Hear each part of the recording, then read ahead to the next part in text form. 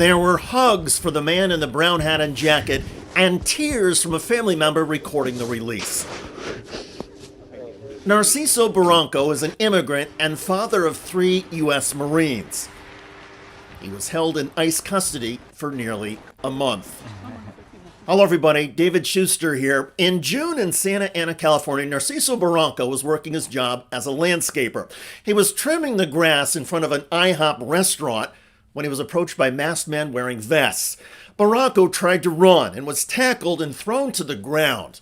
Video, first broadcast by CNN, showed the ICE and Border Patrol agents punching Barranco. ¿Y por qué le pegas?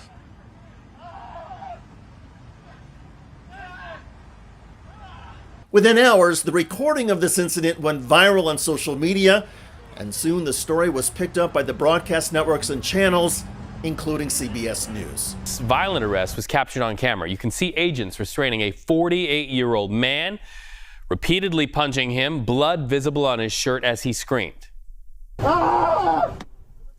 We've since learned that man is the father of 3 Marines, 2 active Marines, and 1 Marine Corps veteran. Amidst the public outrage, the Trump administration's Department of Homeland Security pushed back. DHS claimed that Barranco had tried to attack ICE agents with a weed whacker. But Barranco and eyewitnesses denied that.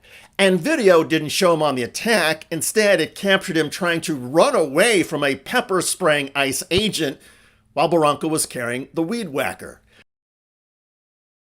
Subsequent video showed agents not only punching Barranco on the ground, ¿Y por qué le pegas? but then after lifting him on his feet, they used force again. One agent took a metal rod and slammed it against Barranco's neck while pushing him in the vehicle.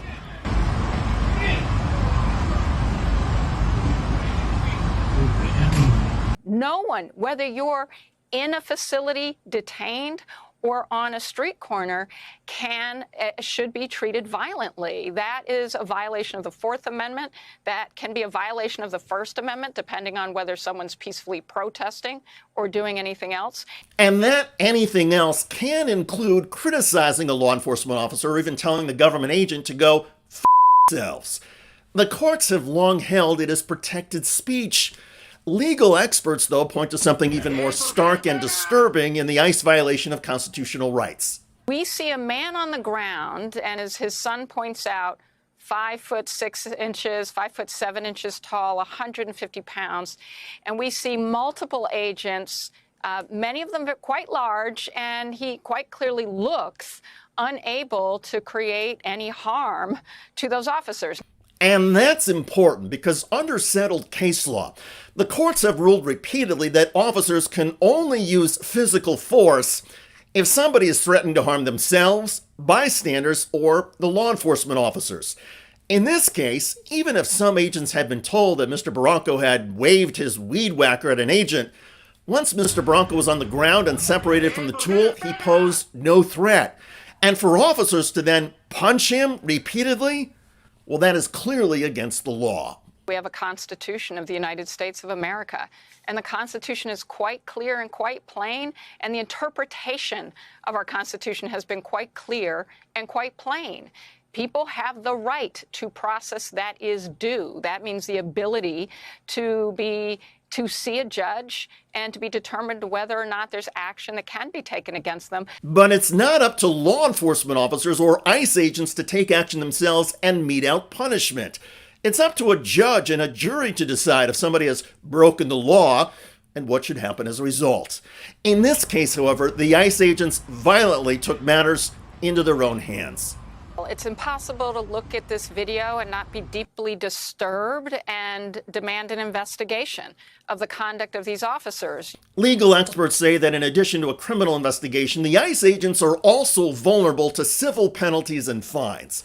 Based on the video and eyewitness accounts, experts say Mr. Barranco would have a strong civil lawsuit against ICE.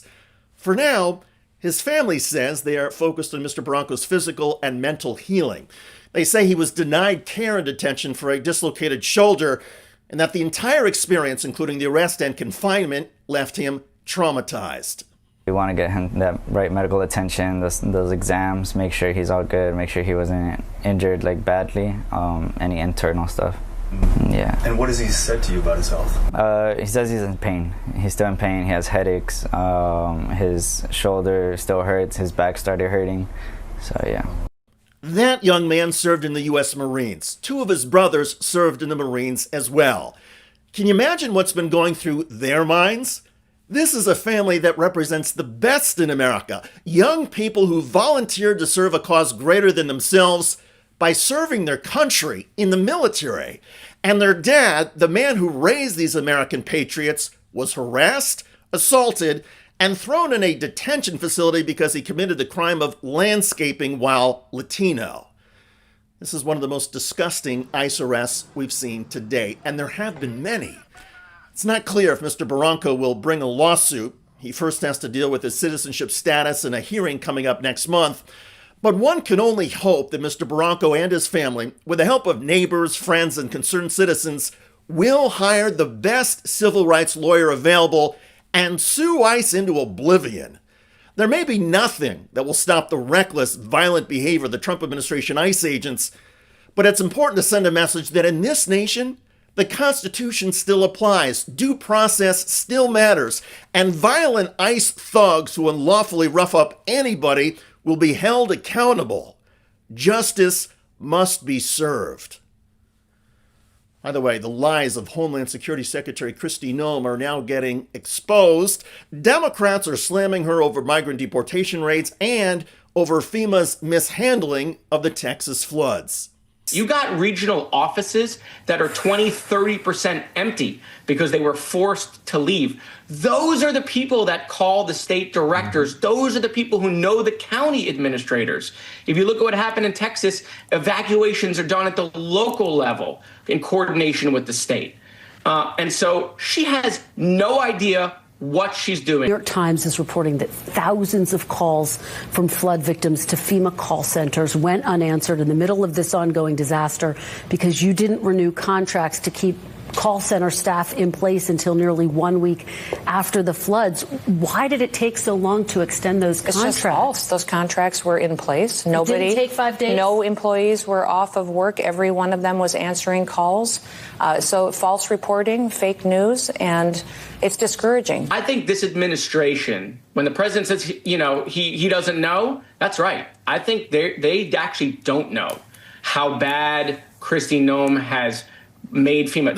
Check out that video at the link below. It generated a lot of comments on YouTube. One of the most popular from JCX, who wrote, "All Noem cares about is what's in it for her."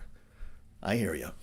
I look forward to reading your comments about ICE agents exposing themselves to a potential lawsuit for assaulting the father of U.S. Marines. I'm David Shuster. Thanks for joining us.